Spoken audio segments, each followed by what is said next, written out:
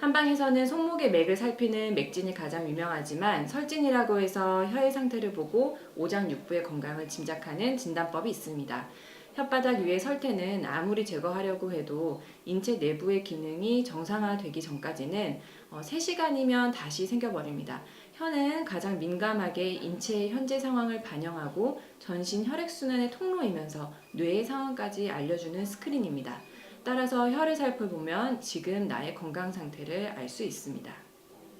눈에 보이는 그대로 혀를 쭉 내밀고 상, 하, 좌, 우를 살펴보시면 됩니다.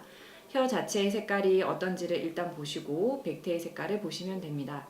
혀 자체가 너무 붉거나 너무 희어서는 안 되고 백태 역시 너무 없거나 너무 두껍거나 심지어 검어서는 안 됩니다. 혀의 색깔이 분홍빛으로 부드러운 것이 정상혀입니다. 지금 보시는 것이 정상혀에 가까운 사진입니다. 비교를 한번 해보세요.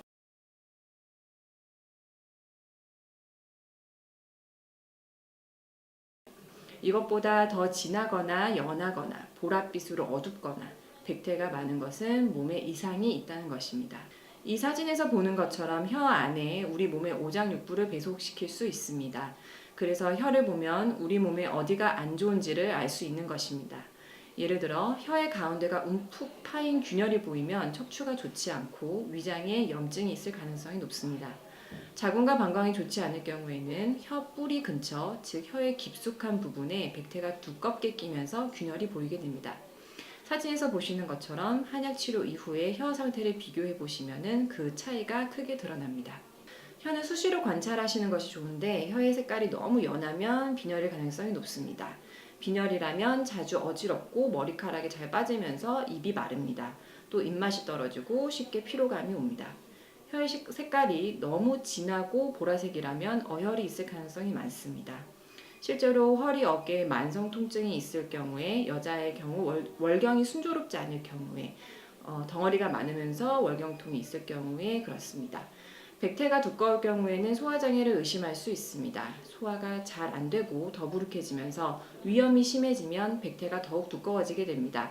증세가 더 심해져 속이 쓰리고 배가 아프다면 위궤양까지 발전한 것인데 이때는 혀의 가운데가 갈라지기 시작합니다. 혀 앞쪽에 주로 균열이 많다면 심장 질환을 의심할 수 있습니다. 혀 갈라짐이 앞쪽으로 길게 있을 경우에 심장뿐만 아니라 신경성 식도염도 의심해 볼 수 있습니다. 과도하게 예민하고 스트레스를 많이 받는 분들에게 보입니다. 백태가 하얗게 끼지 않고 까맣게 끼었다면 이것을 흑태라고 부르는데요. 흑태는 내 몸의 진액과 혈이 고갈된 상태를 의미합니다. 흑태가 있는 분들은 대체로 과도한 진액이 손상되어서 체중이 빠지고 구취가 나게 됩니다. 흑태가 보인다면 일찍 밤에 잠자리에 드시고 물과 함께 과일을 풍부하게 드셔야 진액이 보충됩니다. 심한 스트레스에는 혓바닥이 논바닥처럼 쩍쩍 갈라집니다. 스트레스로 인해 심장에 열이 쌓여 생기는 증상인데요. 이럴 경우에는 색이 빨갛게 되고 혀의 색이 빨갛고 갈라지면서 갈증도 나게 됩니다. 컨디션이 심하게 저하될 경우에는 혀 위에 설태가 두껍게 낍니다. 몸의 컨디션 저하를 나타내는 신호로 백태의 색에 따라 문제가 다른데요. 흰색 설태가 두껍게 끼면 위의 소화 기능에 문제가 생겨 몸에 습기가 많아지고 몸이 무거워지는 증상이 나타납니다.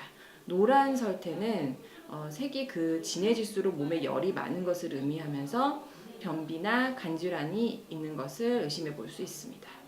소화기가 약한 경우에는 혀 주변에 울퉁불퉁 치아 자국이 남게 됩니다. 소화기가 허약해서 습기가 정체가 되면 혀가 부으면서 이빨 자국이 생기는데요.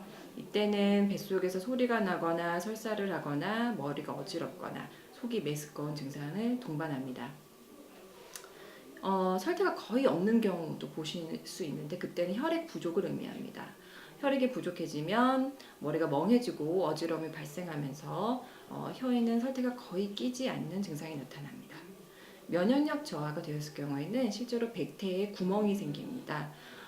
면역력 저하가 되었다는 증거인데요. 평소 건강할 때는 거뜬하게 이겨내던 입안의 수많은 세균 공격에 이 백태가 쉽게 공격당해서 구멍이 생기는 것입니다. 자, 신장에 이상이 있을 경우에는 혀가 무겁게 느껴집니다. 혀가 갑자기 둔해지거나 커지거나 하는 증상들은 비장과 신장의 상태를 의심할 수가 있는데요. 이것은 수분 대사가 원활하지 못해서 혀가 붓는 것으로 몸이 많이 차고 소화력이 떨어지면서 설사도 동반될 수가 있겠습니다. 매일매일 혀를 관찰하셔서 건강을 챙기시기 바랍니다.